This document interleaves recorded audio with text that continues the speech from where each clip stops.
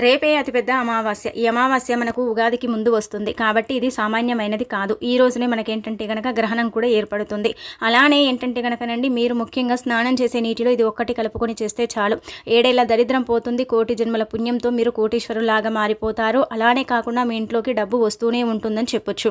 కాబట్టి స్నానం చేసే నీటిలో ఇది ఒక్కటి కలుపుకొని చెయ్యండి. ఇలా చేయటం వల్ల అద్భుతమైన ఫలితాలను అయితే మీరు చూడగలుగుతారు. స్నానం అనేది ఏంటంటే గనక శరీరాన్ని శుద్ధి చేస్తుంది. స్నానం చేయటం వల్ల శరీరంలోని మలినాలన్నీ కూడా వెళ్ళిపోతాయి ఆ నీటి ద్వారా.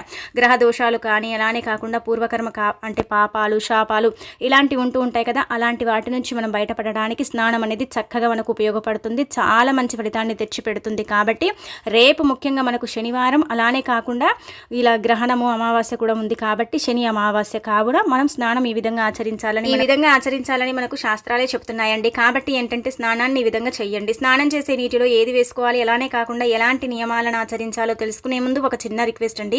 వీడియోని పూర్తిగా చూడండి, నచ్చితే లైక్ చేయండి, కొత్తగా చూస్తున్నట్టయితే సబ్స్క్రైబ్ చేసుకోండి. నార్మల్గా ఏంటంటే కనుక అమావాస్య శనివారం వస్తే అంటే దాన్ని శని అమావాస్యగా పరిగణిస్తారు. ఇది శనిదేవుడికి అంకితం చేయబడుతుంది. శనివారం అంటే వెంకటేశ్వర స్వామి కూడా చాలా ఇష్టమైన దినం కాబట్టి ఈ రోజున మనము ముఖ్యంగా అండి స్నాన కార్యక్రమాలు ఇలా చేసుకుని ఇంటిని శుద్ధి చేసుకోవాలి. అలా చేసుకుంటేనే మనకు మంచి జరుగుతుందన్నమాట. అలా మనం ఏంటంటే కనుక జాతక సమస్యలతో, జాతక దోషాలతో, గ్రహాలు నీచ స్థాయిలో ఉండటం, స్థితిగతులు బాలేకపోవటం, ఎప్పుడు చూసినా ఏదో ఒక రకంగా సమస్య, ఇబ్బంది అనేవి మన జీవితంలో వస్తూనే ఉంటాయన్నమాట.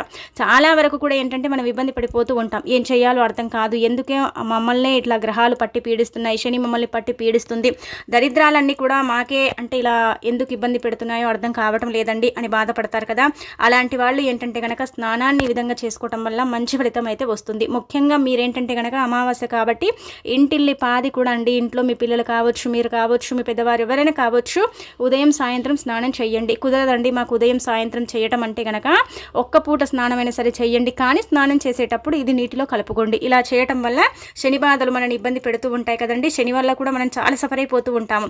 శని మనకు ఏంటంటే గనక దశల వారీగా నడుస్తూ ఉంటుంది కదా, అలాంటప్పుడు కూడా ఏదైనా చేస్తే కలిసి రాదు, ఇబ్బందులు కలుగుతాయి కదా. అలా ఇబ్బందులు మీరు పడకుండా ఉండటానికి కూడా ఇది ఒకటి ఉపయోగపడుతుంది. ఎందుకంటే ఈ అమావాస్య ఈ సంవత్సరంలో చివరిదండి, గుర్తుపెట్టుకోండి. ఇక ఈ అమావాస్యతోనే మీ దరిద్రాలన్నీ కూడా పోవాలి. ఇక ఈ అమావాస్యతోనే మీకు మంచి జరగాలనుకుంటే మాత్రం ఖచ్చితంగా అయితే మీరు స్నానం చేసేటప్పుడు ఏంటంటే కనుక ఈ విధంగా ఆచరించుకోండి.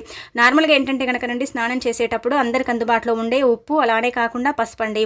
పసుపు అనేది అందరి ఇళ్లలో ఉంటుంది. పసుపు చాలా చాలా శక్తివంతమైనది. పసుపు అనేది చాలా పవిత్రతను కలిగి ఉంటుంది. పసుపు మంగళకరమైనదండి. ఇక్కడ ఒక విషయాన్ని గుర్తుపెట్టుకోండి. నీళ్లు పంచభూతాల్లో ఒకటి. నీళ్లు నారాడిగా చెప్పబడతాయి. నీళ్లకు అతీత శక్తి ఉంటుంది. నీళ్ళు ఏంటంటే గనక మనం నీళ్ళల్లో కొన్ని పదార్థాలు వేసుకుంటే ఆ నీళ్లు ఇంకా శక్తివంతంగా మారుతాయి. అవేంటంటే గనక శుద్ధి అయిపోతాయి అనమాట. ఆ శుద్ధి అయిపోయిన ఆ నీటితో మనం ఏంటంటే గనకనండి స్నానం చేస్తే మన శరీరం కూడా శుద్ధి అయిపోతుందని మనకు పరిహార శాస్త్రంలో చెప్పబడుతుందన్నమాట. అందుకే మీ ఇంట్లో రాళ్ళ ఉప్పు ఉంటుంది కదండి, ఆ రాళ్ళ ఉప్పుని తీసుకొని నీళ్ళల్లో వేసుకోండి. ఒక 5 ఉప్పు రాళ్ళు, చిటికెడంత పసుపుని వేసుకొని చక్కగా కలుపుకొని స్నానం చేయండి. ఇలా 2 పూటల స్నానం చేస్తే చాలా మంచిది. కుదరకపోతే ఒక పూట స్నానం చేసేసి మీరు వెంకటేశ్వర స్వామిని కావచ్చు, లేదంటే కనుక లక్ష్మీదేవిని కావచ్చు, ఇక మీ ఇష్టదైవం ఆంజనేయ స్వామిని కావచ్చు, ఎవరినైనా కావచ్చు అండి, మీరేంటంటే కనుక పూజించుకోండి. పూజించడం అంటే పెద్దగా ఏమీ లేదు, దీపం పెట్టండి. అమావాస్య రోజు పెట్టే దీపానికి చాలా ప్రత్యేకత ఉంటుంది కాబట్టి స్నానం చేసిన తర్వాత ఖచ్చితంగా దీపం అయితే ఇంట్లో పెట్టాలి. పెడితేనే మంచి ఫలితాలు అయితే ఉంటాయన్నమాట. ఆ దీపం పెడితేనే ఏంటంటే కనుక ఆ కాంతి ఎలాగైతే వస్తూ ఉంటుందో మన ఇంట్లోకి ఆ వెలుగు ద్వారానే ఏంటంటే మన కష్టాలు కూడా పోయి మనకు దరిద్రాలు పోయి మంచి ఫలితాలు అయితే ఉంటాయని పురాణాలే చెబుతున్నాయి. కాబట్టి ఈ విధంగా స్నానం చేసిన తర్వాత ఉతికిన బట్టలు ధరించండి. అమావాస్య కాబట్టి ఈ రోజున ఏంటంటే కనుక గడ్డం గీసుకోవటం, అలానే కాకుండా షేవింగ్ చేసుకోవటం, జుట్టు కత్తిరించడం, గోర్లు కత్తిరించడం ఇలాంటివి మీరు చెయ్యకండి. ఎవరిని కూడా హింసించడం, తిట్టడం, కొట్టడం కూడా చెయ్యకండి. ఇక ఆ తర్వాత ఏంటంటే కనుకనండి ముఖ్యంగా మీరండి గుర్తుపెట్టుకోండి, దాన ధర్మాలు చేయండి. శని బాధలు అధికంగా ఉండేవారు ఏంటంటే కనుక ఈ రోజు కాకి కన్నం పెట్టండి. కాకి కనిపిస్తే నమస్కారం చేసుకోండి. కాకి శనిదేవుడి వాహనం కాబట్టి సంకల్పం చెప్పుకున్నా, నమస్కారం చేసుకున్నా, ఓం శనిశ్చరాయ నమః అనుకున్నా మీకైతే మంచి ఫలితాలు అయితే ఉంటాయన్నమాట. మంచి ఫలితాలు కలుగుతాయి. నల్లటి వస్త్రాలను మాత్రం అసలు మీరు ధరించకండి. ధరిస్తే శని అనేది పెరుగుతుంది. ఇక ఈ రోజుతో మీ శని పోవాలి కాబట్టి మీరు నల్లటి వస్త్రాలకు దూరంగా ఉండండి. ఈ రోజున ఏంటంటే కనుక నల్లటి వస్త్రాలను అంటే మనం కొనుగోలు చేసి కూడా ఇంటికి తీసుకురాకూడదు. కొన్ని పదార్థాలు మినుములు కావచ్చు, ఇనుముకు సంబంధించిన అంటే వస్తువులు కావచ్చు, ఇలాంటివి కొన్ని మనం ఇంటికి తెచ్చుకోకూడదు. వాటిని మనం ఏంటంటే కనుక కనుక దానం చేయాలి.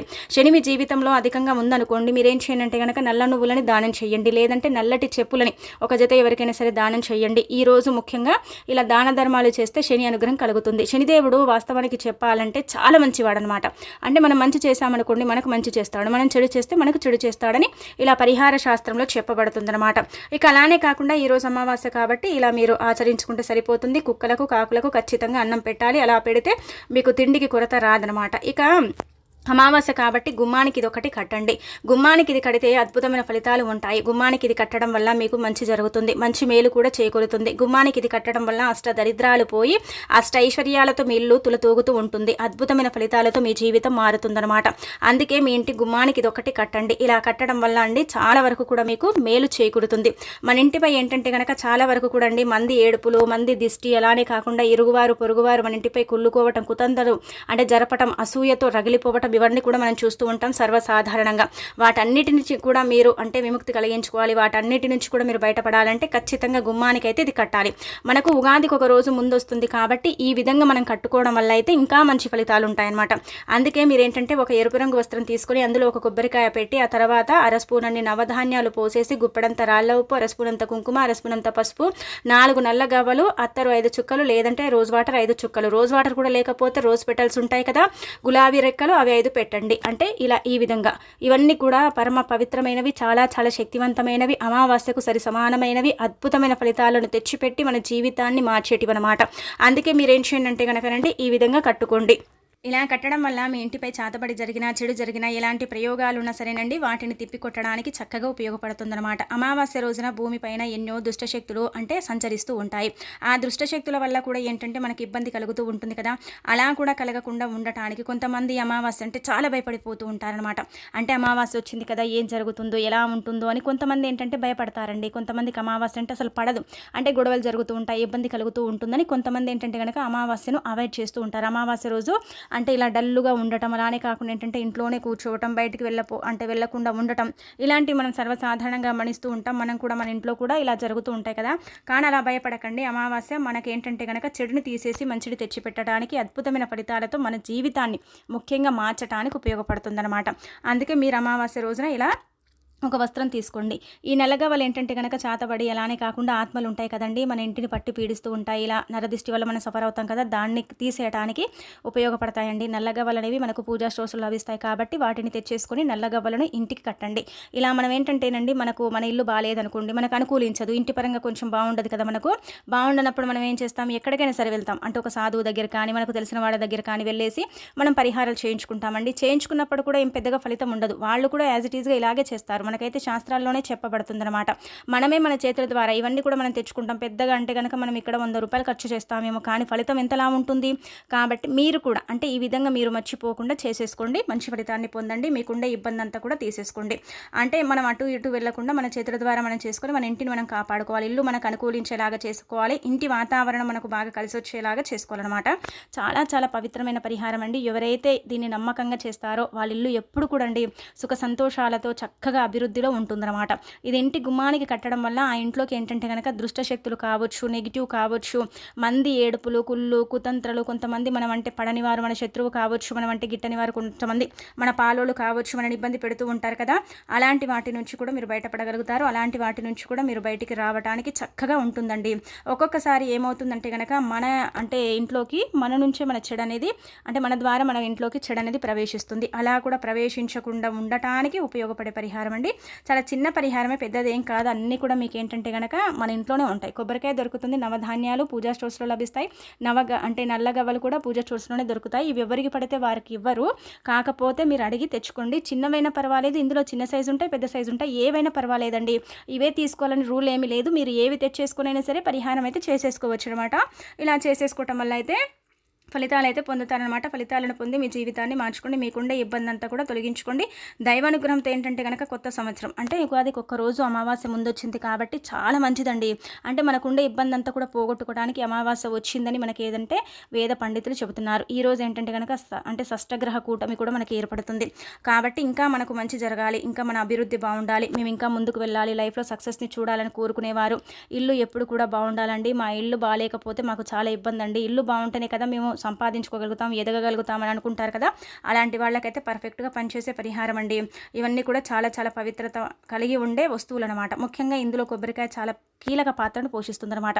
ఇది ఒక విషయం ఇక్కడ గుర్తుపెట్టుకోండి. మీరేంటంటే కనుక మనం ఇది కడతాం కదా మన గుమ్మానికి, కట్టిన తర్వాత ఒకవేళ మన ఇంటిపై ఎక్కువగా చెడు ఉంది, ఎక్కువగా ఏంటంటే కనుక నెగిటివిటీ ఉంది, అలానే కాకుండా నెగిటివ్ వల్ల సఫర్ అయిపోతున్నాం, మా ఇంట్లో అంటే ఇబ్బంది ఉందండి అనుకుంటారు కదా, అలాంటి వాళ్ళు కట్టిన తర్వాత వారం రోజులకి ఏంటంటే కనుక ఆ కొబ్బరికాయ కుళ్ళిపోతుందండి. కుళ్ళిపోతే మీకు అంటే వాసన వస్తుంది కదా, తీసేసి దాన్ని దూరంగా పడేయండి.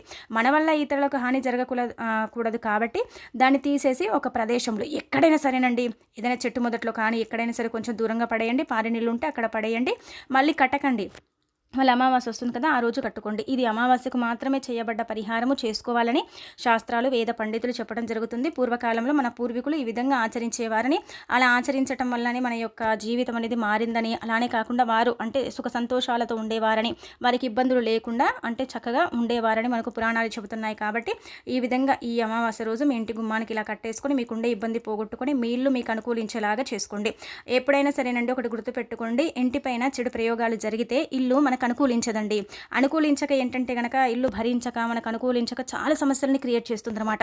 అంటే తరచుగా ఇంట్లో గొడవలు జరగటం, అనారోగ్య సమస్యలు రావటం, ఇబ్బంది క్రియేట్ అవ్వటం, ధనమంతా కూడా ఖర్చు అయిపోవటం, అలానే కాకుండా ఏంటంటే కనుక ఇంట్లో మనశ్శాంతి కరవైపోవటం, సుఖ సంతోషాలు లేకపోవటం, ఎంత చేసుకున్నా కానీ మనకు కలిసి రాకపోవటం అనమాట. ఇవి మనం ఏంటంటే లైవ్లో మనం చూడగలుగుతాము. ఇవి లైవ్లో చూసి మనం ఆశ్చర్యపోతామండి. ఇవి ఖచ్చితంగా జరుగుతాయన్నమాట. మనం ఏమనుకుంటామంటే కనుక దైవానుగ్రహం లేదు, దరిద్రం పట్టి పీడిస్తుంది, అందుకే ఇలా జరుగుతుంది అనుకుంటాం. కానీ మీ ఇల్లు భరిస్తలేదనమాట. అంటే ప్రయోగాల వల్ల మీ ఇల్లు ఏంటంటే కనుక చాలా సఫర్ అయిపోతుంది. మీ ఇంటికి ఏంటంటే కనుక దిష్టి అధికంగా ఉందని అర్థం అనమాట. అలా ఉంది కాబట్టి కదా ఈ పరిహారం చేసుకుంటే మీకు వెళ్ళిపోవటం అనేది జరుగుతుంది. అందుకే మీరు ఏంటంటే ఈ విధంగా ప్రయత్నించేసి ఫలితం పొందండి. అమావాస్య చాలా చాలా శక్తివంతమైనది.